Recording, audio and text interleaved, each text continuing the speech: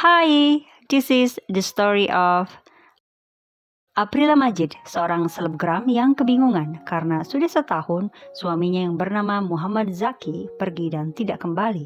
Sementara kedua anaknya sedih menanti sang ayah yang tak kunjung pulang. Aprila Majid, wanita manis, seorang anak tunggal. Ia dan Muhammad Zaki sudah mengenal lama ketika masih duduk di bangku sekolah. Di mata Aprila, Zaki adalah pria yang baik, perhatian, dan membuatnya nyaman. Karena Zaki adalah sosok yang baik yang bisa menjadi seorang pacar, teman, sahabat, bahkan guru. Zaki selalu menyemangati Aprila untuk giat mengejar pendidikan S2-nya. Zaki adalah definisi laki-laki green flag di mata Aprila. Bahkan, Zaki menjadi standar kriteria bagi teman-teman mereka untuk mencari pasangan. Di tahun 2016, Aprila dan Zaki menikah dan romantisme terus Zaki bawa ke dalam rumah tangga mereka berdua. Saat Aprila sudah melahirkan, Zaki dengan penuh kasih sayang dan telaten merawat Aprila. Diketahui Zaki sempat bekerja di sebuah bank hingga akhirnya memutuskan untuk resign dan berwira swasta. Keputusan itu didukung oleh Aprila sang istri dan keluarga Aprila. Bahkan Zaki akhirnya bergabung dengan usaha mertuanya di bidang properti, bidang yang Aprila not into it.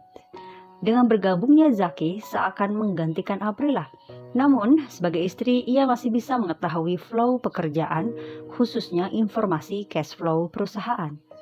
Dalam pernikahan mereka dikaruniai 2 orang anak, laki-laki dan perempuan. Saat mendapatkan proyek, tanpa sepengetahuan Aprila, Zaki ternyata menggunakan dana kantor, dana modal yang sejatinya diterima dari klien untuk pekerjaan yang mereka dapatkan.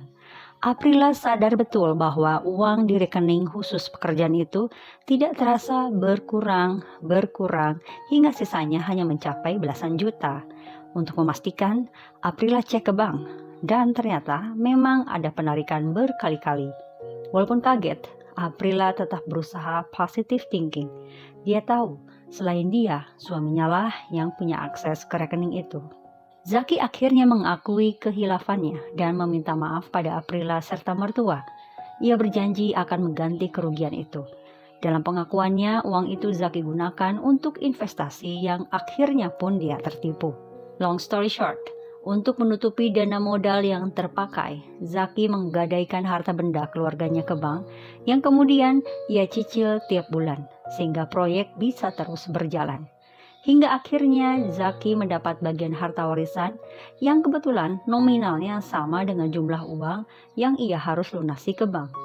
Zaki janji dia akan bayarkan semua ke bank agar hutang lunas. Bahkan Zaki bilang semua sudah mengurus dan melunasinya, serta Aprila percaya akan hal itu. Namun ternyata Zaki bohong. Bank beberapa kali menelpon Aprila, menanyakan kenapa cicilan belum dibayar. Bahkan ada pihak bank yang menanyakan itu ke kerabat Aprila di luar kota. Ada juga pinjol-pinjol yang menelpon Aprila untuk menagih cicilan. Zaki selalu berkilah sampai suatu hari Aprila mengajak Zaki ke bank bersama di tanggal 4 Mei 2023. Pada 4 Mei 2023, mereka rencananya akan ke bank. Zaki izin ke kelurahan dulu menemui kakaknya untuk suatu urusan. Aprila menegaskan ia ingin ikut juga ke kelurahan dan izin mandi dulu. Namun, apa yang Aprila takutkan terjadi. Ia harus menelan kekecewaan karena setelah mandi ternyata ia dapati suaminya sudah pergi duluan. Ia cek ke kelurahan, ternyata menurut kakaknya, Zaki sudah pergi sedari tadi, menggunakan motor lama yang digunakan untuk bekerja di proyek. Zaki tak kunjung datang, nomornya tak dapat dihubungi, bahkan emailnya sudah ganti password. Karena tak kunjung pulang, kakak Zaki sampai meminta kenalan intelnya untuk melacak nomor Zaki, dan ternyata nomor itu ada di Bali. Tapi Aprila tidak yakin. Aprila sampai mencari tahu lokasi nomor suaminya melalui hacker, dan hacker memberi titik di sebuah kos-kosan di daerah Jakarta Barat. Namun nihil. Aprila ditenangkan oleh keluarganya. Mereka bilang sepertinya Zaki butuh waktu untuk menenangkan diri. Dan sejak hari itu, Zaki menghilang. Aprila yakin ini ada kaitan dengan masalah uang itu, tapi masih berpikiran positif terhadap suaminya. Pada akhirnya, Aprila yakin uang warisan Zaki tidak digunakan untuk mengganti uang klien. Karena segala upaya mandiri tak membuahkan hasil, Aprila akhirnya melapor ke polisi. Namun, saat itu tanggapan dari polisi mengatakan bahwa Zaki adalah pria dewasa. Kemungkinan terbesar jika ia menghilang adalah karena ada wanita idaman lain. Dari kepolisian, Aprila kemudian diarahkan ke Bareskrim untuk melacak nomor telepon. Dan didapati nomor tersebut ada di Lubang Buaya, Jakarta Timur. Namun ketika dicek ke sana, Zaki tidak ada. Aprila juga pernah menyampaikan keluh kesahnya ini pada salah satu konten kreator dan dibuatkanlah suatu video POV. Permintaan ini setelah berbulan-bulan Zaki menghilang dari kehidupan Aprila dan anak-anaknya. Kakak Zaki selalu setia membantu Aprila. Suatu hari Aprila mendapat kabar dari kakak Zaki bahwa ia mencoba mencari informasi dari orang pintar yang berstatus ustadz. Namun kabarnya sangat di luar nalar bahwa Zaki sudah meninggal dan jasadnya ada di sungai. Saat itu mereka menangis berdua, walaupun akhirnya mereka memutuskan untuk tidak mempercayainya. Di hari lain, Aprila mendapat kabar dari seorang teman kakak Zaki bahwa Zaki ada di sebuah klub di Bali. Orang itu benar-benar menyapa Zaki dan bilang bahwa dia sedang dicari kakaknya. Tapi orang yang ditegur oleh teman kakaknya itu mengaku bahwa dirinya adalah Edo, bukan Zaki. Dan dia sudah tidak punya kakak lagi. Aprila juga pernah mendapat informasi dari seorang satpam kos-kosan melalui kurir makanan bahwa wajah Zaki yang ditunjukkan melalui sebuah foto benar ada di kos-kosan itu. Namun dengan nama lain, bukan Zaki, melainkan Edo. Aprila mencari kemana-mana, ke Depok, ke Jakarta Barat, ke Jakarta Timur, ke Bali. Bahkan ia mencari informasi ke beberapa hacker agar bisa melacak keberadaan nomor telepon suaminya. Walaupun kemungkinannya kecil sekali karena nomornya bisa saja berubah dan kadang berakhir dengan ia ditipu. Di tengah kegelisahan, Aprila harus dihadapkan dengan sakitnya si sulung.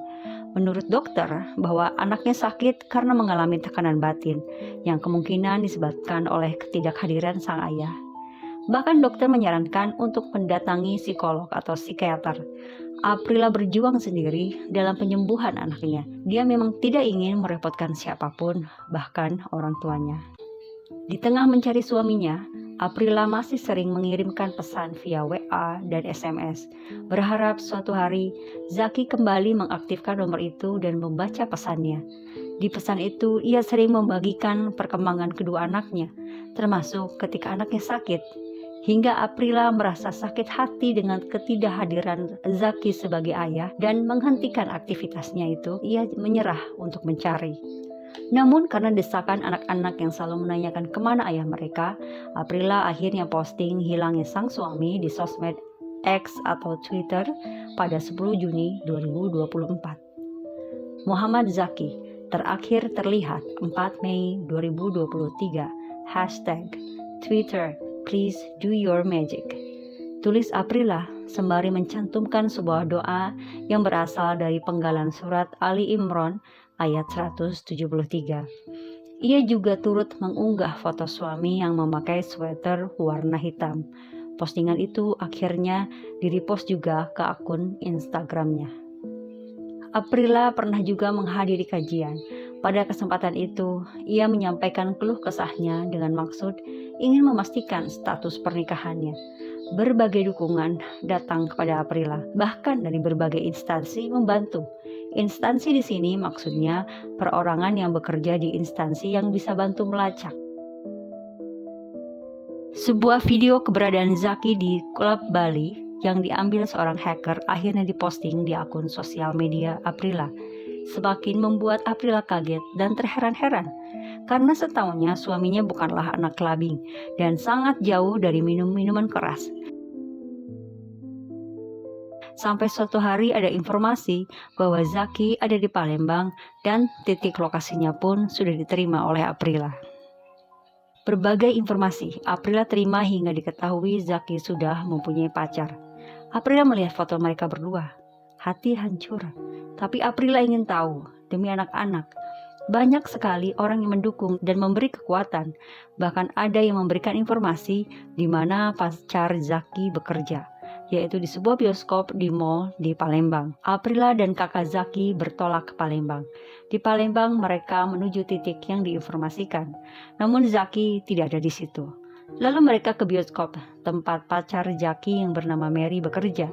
Di bioskop, sayangnya, kegaduhan tak terelakkan ketika Aprila memperkenalkan diri sebagai istri Syah Zaki atau Edo. Aprila menjambak rambut si selingkuhan. Setelah keadaan mendingin, mereka bertiga duduk bersama. Aprila, Mary, dan kakaknya Zaki. Mary mengakui sudah mengetahui tentang status sebenarnya Edo yaitu Zaki sehari sebelum berita viral di sosial media. Bahkan Edo alias Zaki menjelekan Aprila sebagai istri manja dan dia tidak bahagia dengan Aprila. Keluarga Aprila juga tidak luput dari bualan bibir lemes Zaki. Tentang keluarga, Aprila tidak terima karena ia tahu benar keluarganya memperlakukan Zaki dengan sangat baik dan penuh kasih sayang. Mary dan Zaki alias Edo ternyata akan menikah sebentar lagi. Zaki sudah memiliki identitas baru. Bahkan dari salah seorang hacker diinformasikan bahwa memang ada data nik ganda. Rasanya ini sangat luar biasa, mind blowing untuk direncanakan oleh seorang suami. Aprila terus mencari keterangan dan meminta Mary memancing Edonya itu untuk datang. Tapi memang niat baik tidak pernah ada di benak Mary. Dia menelpon Edo dengan mengatakan bahwa Aprila dan kakaknya ada di depannya mencari dirinya. Yang sudah pasti, Zaki atau Edo tidak mau datang. Hal yang membuat Aprila makin yakin bahwa Edo itu adalah Zaki, bahwa barang-barang yang suka diberikan Edo ke Mary sama dengan yang Zaki suka berikan kepada Aprila. Hingga mereka pulang ke Jakarta, Aprila dan kakaknya tidak bertemu dengan Zaki atau Edo itu. Aprila segera mengurus perceraiannya ke pengadilan agama. Dia menegaskan bahwa yang menceraikan adalah Aprila, bukan Zaki. Aprila mencurahkan rasa sakitnya di postingan Instagramnya. Zaki yang dia kenal sudah bersikap seorang korban, di mana yang terjadi adalah sebaliknya. Zaki menghindari semua jenis tanggung jawabnya dengan mengubah data diri agar dia lepas dari tanggung jawab cicilan ke bank, ke pinjol, ke judol, dan lebih parah lagi tanggung jawabnya kepada anak-anak. Walaupun ada informasi katanya Zaki atau Edo ini akan menemui anak-anaknya setelah menikah dengan Mary pacarnya.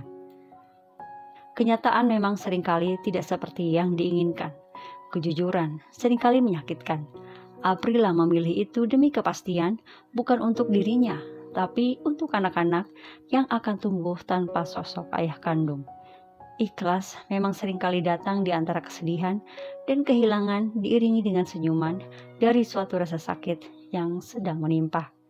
Semoga Aprila saat ini lebih kuat, sehat, dan bahagia bersama kedua anak-anaknya, selalu dalam lindungan Tuhan yang Maha Esa, yang Maha Baik, yang Maha Bijaksana.